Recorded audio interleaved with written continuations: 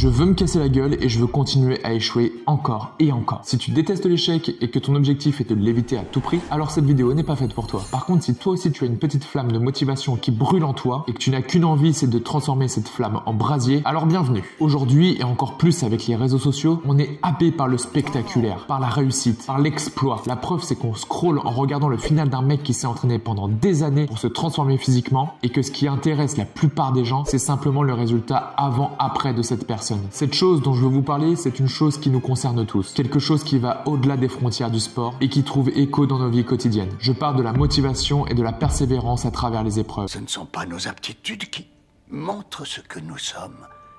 Ce sont nos choix. Vous savez, bien souvent lorsque nous regardons des réussites spectaculaires, que ce soit sur les terrains de sport ou dans d'autres domaines de la vie, nous ne voyons que la pointe de l'iceberg. Nous admirons toujours le sommet de la montagne, mais nous oublions souvent les heures d'entraînement, les échecs répétés, les moments de doute et de frustration qui ont précédé cette réussite. Dans mon parcours personnel, j'ai souvent été confronté à ces défis, que ce soit dans ma pratique sportive ou dans d'autres aspects de ma vie. Certains se reconnaîtront peut-être, mais dans mes études, j'ai déjà redoublé et je ne savais pas du tout quoi faire après le bac. Pour moi, c'était si angoissant et ça me paraissait tellement d'une importance vitale, tu vois. Alors ouais, j'avais vraiment du mal à me projeter et j'avais qu'un seul sentiment, c'était celui de me sentir vraiment inutile. Alors inutile pour qui? Inutile pourquoi? La vérité, c'est que même moi, je ne savais même pas. Et je suis sûr que tu dois savoir de quoi je parle. Mais je peux aussi parler du professionnel où j'ai longtemps eu ce syndrome de l'imposteur au début, la première année. Et ça, je pense qu'on l'a tous eu également. Mais c'est pareil, une fois sur le terrain, on sait jamais trop quoi faire. Surtout qu'aujourd'hui, je suis responsable d'une salle de sport et je suis fier du poste que j'occupe et du travail que je fournis. Une fois de plus, rassure-toi, ça n'a pas toujours été le cas. Au collège, quand j'échouais, on rigolait de mes bêtises au tableau, par exemple. C'était déjà un mal-être et pas très confortable, mais aujourd'hui, si j'échoue, le problème c'est que ça a des répercussions immédiates sur le bien-être de mes adhérents qui est directement mis en jeu. Alors tu pourrais croire qu'avec ce discours, aujourd'hui je n'ai plus le droit à l'erreur. Eh bien tu te trompes si tu penses ça, parce que je suis convaincu que tant qu'on est dans un cadre sécuritaire,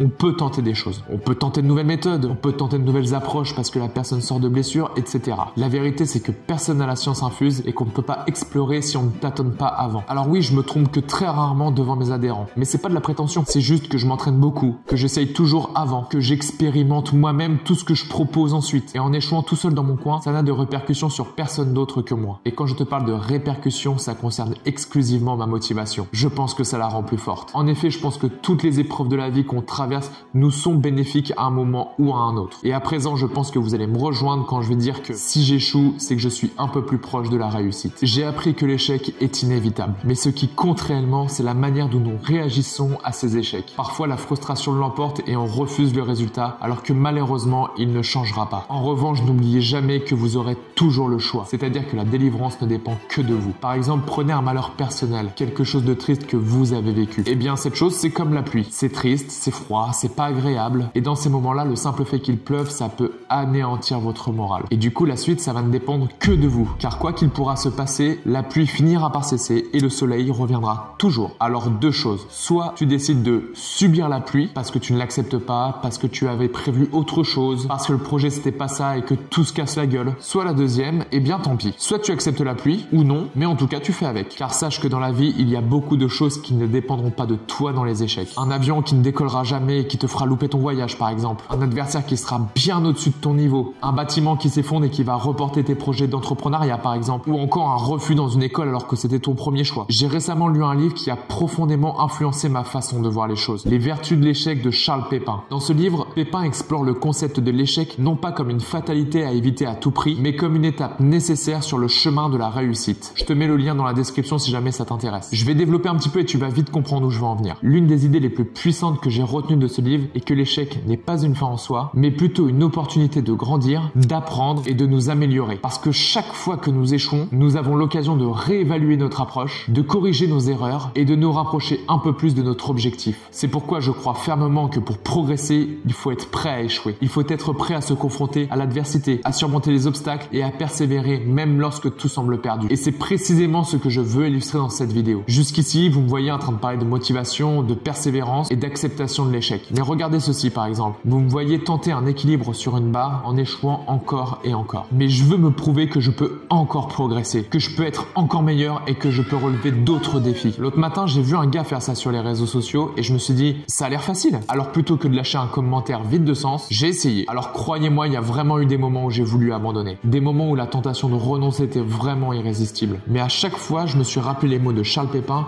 et j'ai trouvé la force de continuer. Alors si vous vous sentez découragé, que vous sentez que vos rêves sont hors de portée, rappelez-vous que l'échec n'est pas une fin en soi. Il est simplement une étape sur le chemin de la réussite. Continuez à persévérer, continuez à croire en vous-même et vous finirez par atteindre vos objectifs. N'oubliez pas, la clé du succès, c'est d'oser échouer. Et dans l'idée, je me réconforte toujours à me dire que 100% des gens qui ont réussi, c'est des gens qui ont essayé.